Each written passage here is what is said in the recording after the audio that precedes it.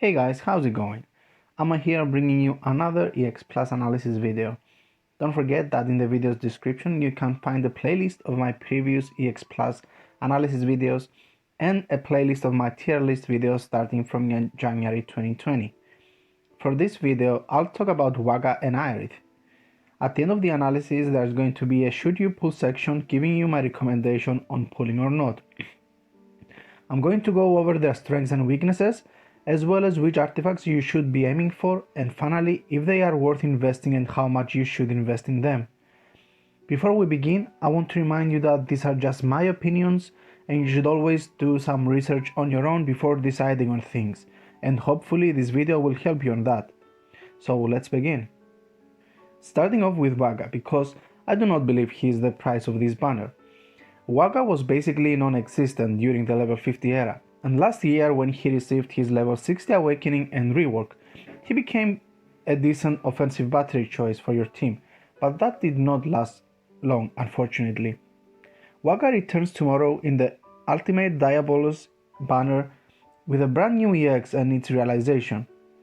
In my eyes, Wakka is a speedy or a bot character that provides battery to your team in various ways, while doing the best he can in terms of damage, which is, well, average.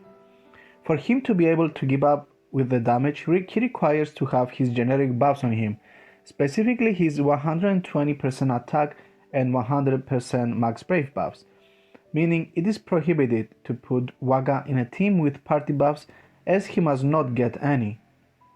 Please note that his batteries are also based off his attack stat, which makes that buff even more important. On the other hand though, Wakka's utility is mostly through his auras, since the only buff he provides to his teammates is the one from his EX, meaning that characters that buff themselves like Van or Cloud can benefit with Wakka in their team. His EX comes up after approximately 2 skills, which is good because it's his best and honestly only option for saving, since his base skills have either low hit count or no hit count at all. My personal problem with Wakka is the amount of RNG that is behind his kit, in Blind, his EX battery and his EX buff. Blind, as we all know, is never something you can rely on, and his EX buff has a 60% chance to apply to each party member individually, meaning there could be times that one character gets in and the other does not. His EX battery can range between 100% of his attack and 200% of his attack value, which is like rolling a dice every time. Last, I want to mention that Wakka is so fast as a unit that it can sometimes hurt his EX recast rate, and you could potentially burn through his skills too fast. Recommended artifacts for Wakka are 108 attack first and then 330 max brave. Now let's see if he's worth investing in or not. If Wakka is one of your favorite units, then by all means go ahead and max him out.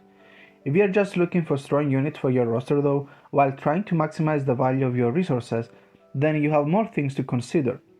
Personally, I see Wakka as an aura bot who provides lots of battery. I think the closest comparison I can come up on the spot is Bart's, and honestly I would still take Bart's over Wakka. His total need for his self buffs will make you limit your team building around him, and the payoff is not worth it in my opinion. If you like rolling the dice, then you'll probably like Wakka because he's the most RNG character in the game, but my recommendation is to just save your resources. Now let's see how much you should invest in Wakka if you decide to do so in the end.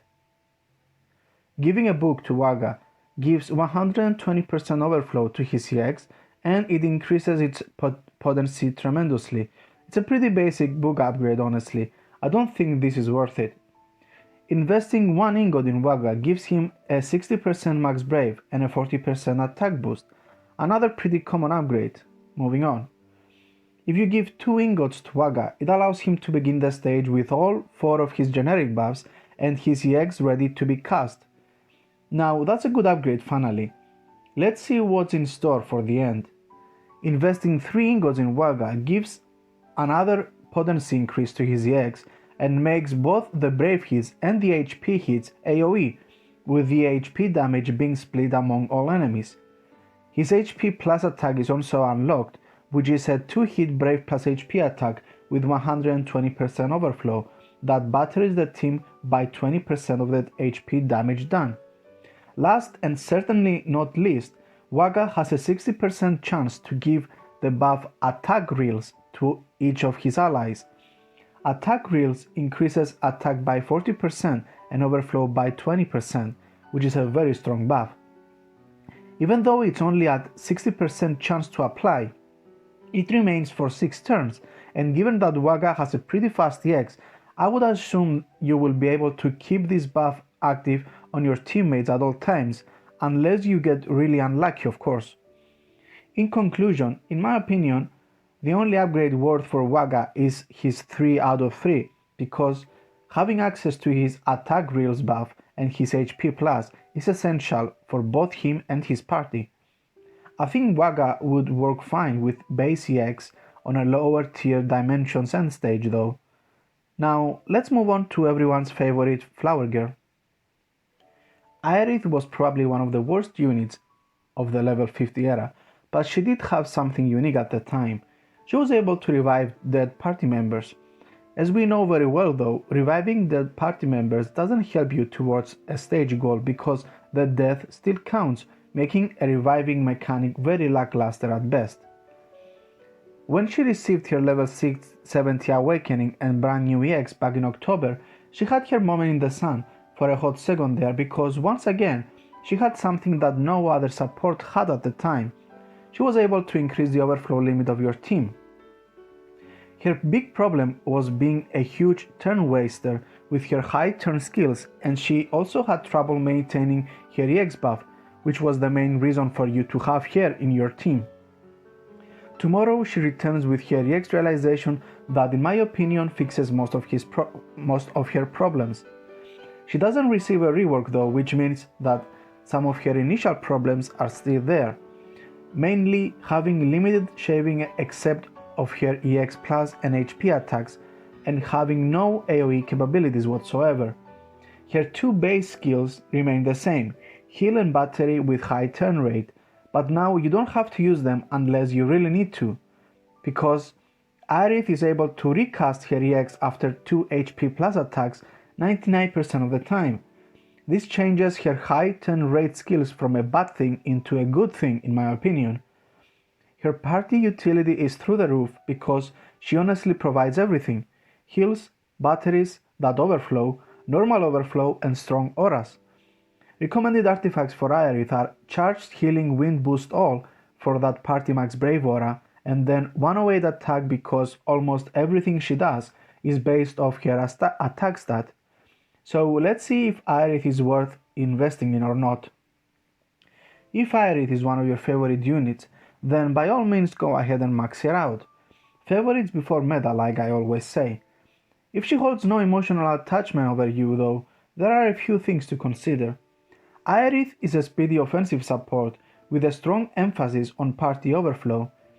Even though I consider her offensive, she has 2 of the strongest direct burst heals in the game, which makes her quite versatile in her playstyle.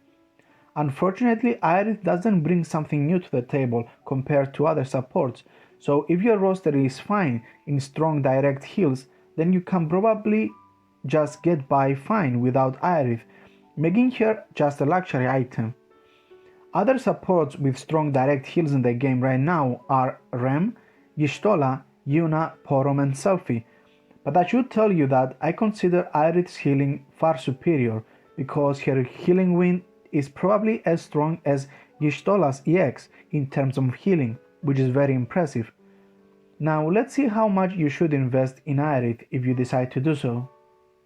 Investing a book in Aerith adds 120% overflow to her EX party battery and also heals the party based on 50% of HP damage dealt.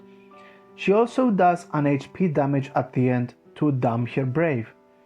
This makes her EX skill amazingly strong with strong battery, a new option to heal while dealing damage on top of everything, an amazing book upgrade, but we are not done yet.